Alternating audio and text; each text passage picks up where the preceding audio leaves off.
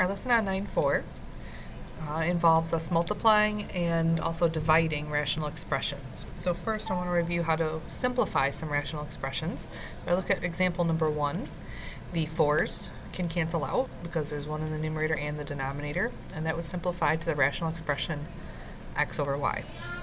Now at number 2, 3 and 5 cannot reduce at all, but x squared over x can reduce because one of the x's from top and bottom can cancel. So that leaves us with 3x over 5.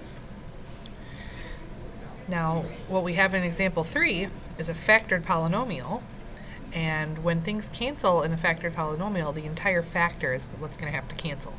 So I notice here that an x plus 3 can cancel with another x plus 3, and then an x plus 4 can cancel with an x plus 4. So what we have left in number 3 is x minus 4 over x minus 3.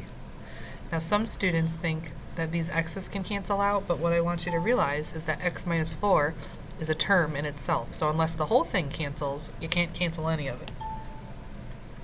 On number 4, my clue to you says to factor, so that numerator has a common x that we could take out, leaving us with x times x plus 5. Oops. And then over x squared. Now the monomials that are out in front, the x divided by the x squared, that can cancel and reduce. So one of the x's will cancel out, leaving you with x plus 5 divided by x. Now again, some kids think that this x and this x are going to cancel, but you need to think of x plus 5 as a term in itself. In example number 5, we're just going to factor both polynomials in the numerator and in the denominator and see what cancels. So our numerator, let's see, if we factored x squared minus 4x minus 12, I'm thinking x minus 6 and x plus 2. And then our denominator factors into x plus 2 and x minus 2. So again, we can only cancel if the entire factor cancels. So I see that the x plus 2's are going to cross out, leaving you with x minus 6 over x minus 2. And that is your final answer for number 5. Number 6, the numerator can't do anything because it's just a monomial, but in our denominator, I think we can factor out a common term of 5x.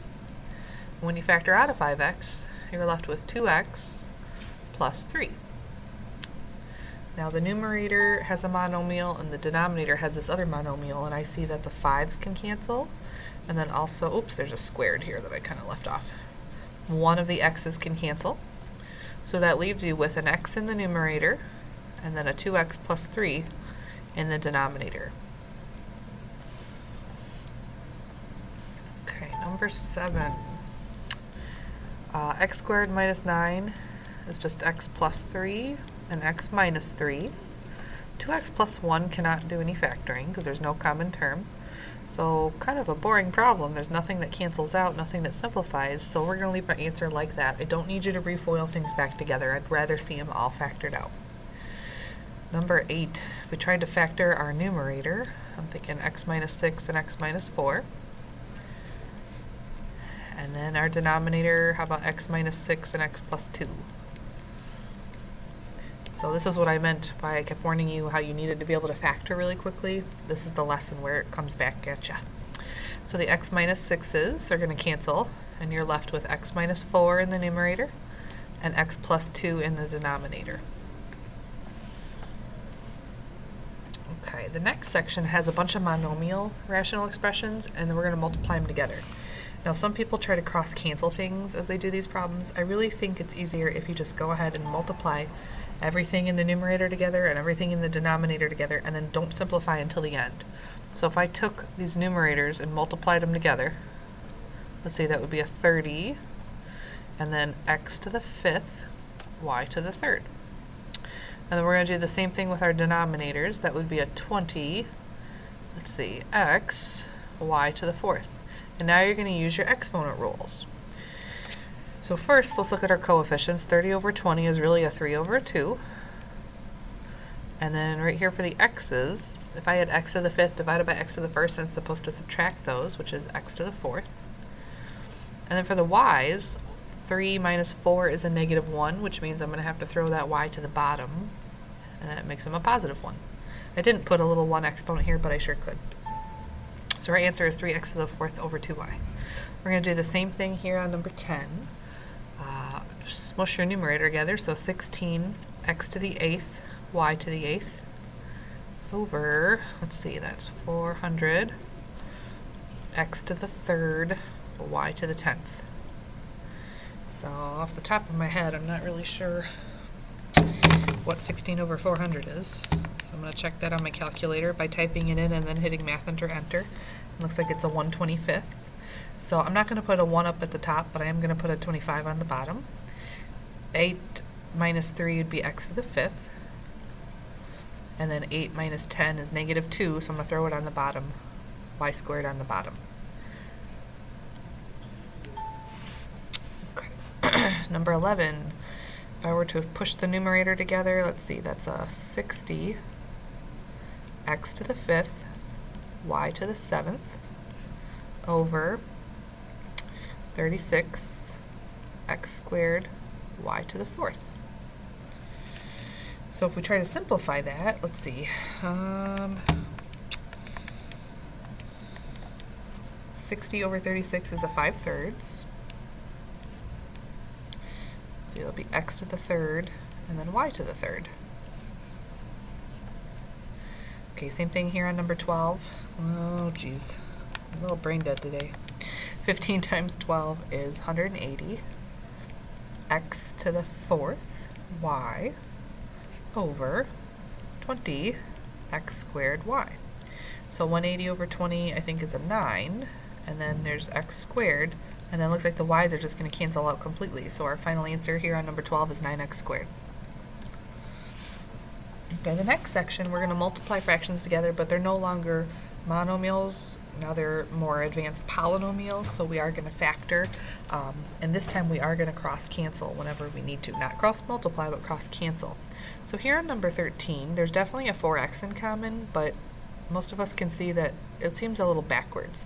So a technique that I'm going to use is called factoring out the negative. If you were to take out a negative 4x, what that does is it changes the sign of both of these terms. So this would become a -1 and this would become a plus x. Well, instead of saying -1 plus x, I'm just going to write that as x minus 1, because that's what taking out a negative does. It kind of reverses the order. This quadratic becomes x plus 3 times x minus 1. This quadratic becomes x plus 3, x minus 2. And then the monomial there doesn't do anything. So, now the fun part, we get to cancel things. I see that the x minus 1s will cancel. I see that the x plus 3s will cancel. In order for things to cancel, they have to be in the numerator and the denominator. It doesn't really matter which fraction they're in, because all of this is technically one big fraction. And then the other thing I see that cancels is a 4x and a 4x, but be careful, this negative is still out in front. So it looks like my final answer is negative, and then there's an x minus 2 still in the numerator, and I think that's it. And again, you could distribute that negative, but you really don't have to, and I'd prefer things to stay factored.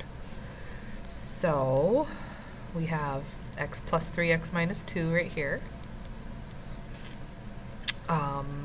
Can't do anything with the 2x squared, but 2x plus 8 you can factor out a common 2 and get 2 times x plus 4. And then we can factor this into x plus 4, x plus 3. Okay, now my favorite part, the canceling. So x plus 4s are gone, x plus 3s are gone. Looks like the 2 can cancel, but be careful, you're still left with an x squared down here. So we've got x minus 2 in the numerator, and then all we have left in the denominator is x squared. So again, don't try to cancel parts of a factor. If the whole thing doesn't cancel, it can't cancel. Okay, number 15 is a little strange. 8x to the 3rd minus 1, that's that cubic pattern. And if you remember how to factor the cubics, you had to cube root both of them, so it would be 2x minus 1, and then it's a squared, so 4x squared, plus a times b, so let's say it would be 2x, and then plus b squared. But it's still being multiplied by what's left at the top there. Well, that's convenient. Look what happens here. Numerator, denominator cancel, and you end up with x plus 3 in your numerator and 2x minus 1 in your denominator. Oops. So that factoring pattern is not going away, you still need to know it. I think something similar is going to happen here in number 16. We've got x plus 2, but then in our denominator, that factors into 3x plus 2 times 9x squared minus 6x plus 4 times, and what do you know? What's left over up here in the numerator? 9x squared minus 6x plus 4. I'm not going to say this is always going to happen, but generally if they give you a cubic pattern, we're pretty much betting on something canceling from it. So you still have an x plus 2 in the numerator, and now you've got a 3x plus 2 in the denominator. And again, the 2's cannot cancel because this is a whole factor, x plus 2. So you got to cancel the whole thing if you're going to cancel it. Now remember in 5th grade when you used to divide fractions, your teacher said, let's change it to a multiplication problem. So what you did was you kept your first fraction the same, but we're going to change it to a multiplication problem by changing it to the reciprocal of the second fraction. So what I'm going to do is I'm going to rewrite it, and as I rewrite it, I'm going to factor. So I'm going to take the 3 out, and then I'm going to change it to a multiplication symbol, and then I'm going to flip it and factor all at the same time. So x minus 4, x minus 2, when I flip my new numerator, and then we can take out an x of the new denominator and be left with x times x minus 2. And now it's just like the last problem. So the x minus 4's are going to cancel, x minus 2's are going to cancel. I can see an x here and here that cancel. Now be careful, you're still left with a 5 up top and apparently only a 3 on the bottom. So our answer, as strange as it is a 5/3. Same thing here on number 12. I'm going to flip and factor all at the same time. So I'm going to take out a 5x, and that leaves me with x plus 2. And when I factor that first denominator, I get x minus 3 times x plus 2. Fight the urge to cancel, not quite yet. Okay, we're going to flip it and make it a multiplication symbol and factor. So our new numerator is x plus 3 times x minus 3 when I factor it. And then I can take out a 15x squared from my new denominator. Let's see, that leaves me with x plus 3. Okay, now the fun part. X plus 2 gone, plus 3 gone, minus 3 gone. 5 and 15 will reduce to a 1 and a 3, and then one of the x's will cancel out. Okay, so up top we actually have nothing. We have 1, and then all we have on the bottom is that 3 plus another x. So 1 over 3x is your final answer here on number 12. Okay, 13, same idea. I gotta flip and factor. So first fraction stays the same, but you gotta think a little bit about how to factor this. So I'm thinking, oh, let's see. If I put, if I put a plus 3 right here, and then a minus 1, that would give me a 9 minus 2, which gives me the 7 in the middle.